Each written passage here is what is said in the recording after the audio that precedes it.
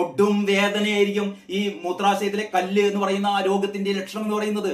ഇങ്ങനെ വേദന കൊണ്ട് പൊളയുന്ന രോഗികളെ ഈ ഡോക്ടറെ അടുത്ത് വരുമ്പോൾ ഡോക്ടർ എന്താ പറയാ അറിയോ?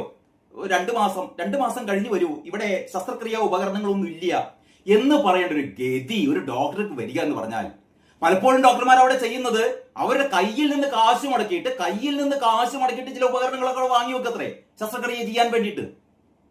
എന്നിട്ട് ഇവിടെ വീമ്പ് പറയുന്നു നമ്പർ വൺ. കേരളത്തിലെ നമ്പർ 1 എങ്ങനെയാണ് നമുക്കൊക്കെ അറിയാലോ. എന്ന് പറഞ്ഞാൽ കേരളത്തിലെ ഒരു 25% ആളുകൾ മാത്രമേ, ഒരു ഗതിയും പരഗതിയും ഇല്ലാത്ത ആളുകൾ മാത്രമേ മെഡിക്കൽ കോളേജ് ആശുപത്രിയിലും അല്ലെങ്കിൽ ഈ സർക്കാർ ആശുപത്രികളിലും സർക്കാർ പ്രാഥമിക ചികിത്സാ കേന്ദ്രങ്ങളിലൊക്കെ ചികിത്സിക്കാൻ ചെല്ലുന്നുള്ളൂ. ഇവിടുത്തെ ഒരു ചെറിയ ജലദോഷമോ പനിയോ വന്നാൽ പോലും ഇവിടുത്തെ ആളുകള് ഇവിടുത്തെ സ്വകാര്യ ആശുപത്രിയാണ് പോകുന്നത്. കാരണം ഇത് മന്ത്രി സജി ചെറിയാൻ തന്നെ പറഞ്ഞല്ലോ, രോഗം മാറണമെങ്കിൽ സ്വകാര്യ ആശുപത്രിയിൽ പോകണമെന്ന് മന്ത്രി സജി ചെറിയാൻ തന്നെ ഇവിടെ സാക്ഷ്യം നൽകിയിട്ടുണ്ട്. എന്ന് പറഞ്ഞാൽ സർക്കാർ ആശുപത്രിയിൽ പോയാൽ നിങ്ങൾ മടങ്ങി വരും എന്നുള്ള ഇനി ഒരു ഗ്യാരണ്ടിയും ഇല്ല. ബൈസ്റ്റാൻഡർമാർ വരെ അവിടെ കൊല്ലപ്പെടും. അങ്ങനത്തെ ഒരു അവസ്ഥ മന്ത്രി തന്നെ പറഞ്ഞതാണ്. അപ്പം നമ്മുടെ ഹാരിസ് ചിറക്കലിനെ ഈ ശസ്ത്രക്രിയാ ഉപകരണങ്ങൾ ഇല്ല എന്ന് തുറന്നു പറഞ്ഞതിന്റെ പേരിൽ കഴിഞ്ഞ ദിവസം ആരോഗ്യമന്ത്രി ഇയാളെ കള്ളനാക്കി. PP ദിവ്യ ഏതു പ്രകാരമാണോ നവീൻ ബാബുവിനെ കള്ളനാക്കിയത്, ആ നവീൻ ബാബു ആത്മഹത്യ ചെയ്യുന്നു. അതേപോലെ PP ദിവ്യയെ ഇപ്പൊ വാഴ്ത്തുകയാണല്ലോ. അപ്പൊ വീണക്കും തോന്നി എന്നാ പിന്നെ PP ദിവ്യയുടെ ആ സ്റ്റൈൽ ഒന്ന് പരീക്ഷിച്ചാലോ. അങ്ങനെ ഏറ്റവും സത്യസന്ധനായ ഉദ്യോഗസ്ഥനെ തെരഞ്ഞെടുക്കുന്നു.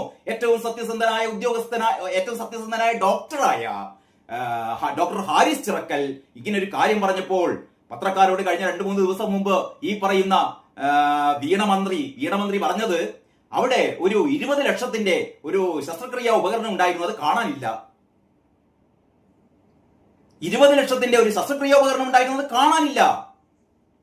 ഈ ഡോക്ടർക്കെതിരെ അന്വേഷണം നടത്തി ഒരു വിദഗ്ധ സമിതിയെ കൊണ്ട് അന്വേഷിപ്പിച്ച് ആ വിദഗ്ധ സമിതിയുടെ റിപ്പോർട്ട് എന്താണെന്ന് നമ്മൾ അറിയില്ല. അതിന്റെ ഓരോരോ ഭാഗങ്ങൾ ഇപ്പോൾ വന്നുകൊണ്ടിരിക്കുന്നു.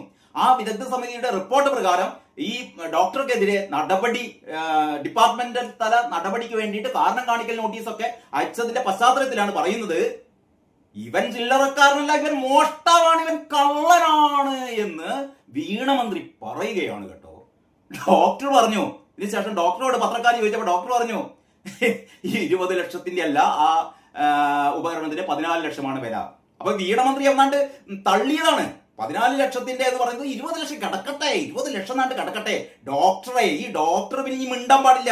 ഈ ഡോക്ടർ മാത്രമല്ല, ഈ സർവീസിന്റെ ഡിപ്പാർട്ട്മെന്റിലെ ഓരോ ഡോക്ടർമാരും ഇവിടെ മരുന്നില്ലെങ്കിലും ചികിത്സിക്കാൻ ഉപകരണങ്ങളില്ലെങ്കിലും മിണ്ടരുത്. എന്നിട്ട് എന്നും രാവിലെ ഇവരിങ്ങനെ വാഴ്ത്തുപാട്ട് പാടണം. വീണ വീണ വീണ വീണ മഹത്തായ വീണ. ഇവിടുത്തെ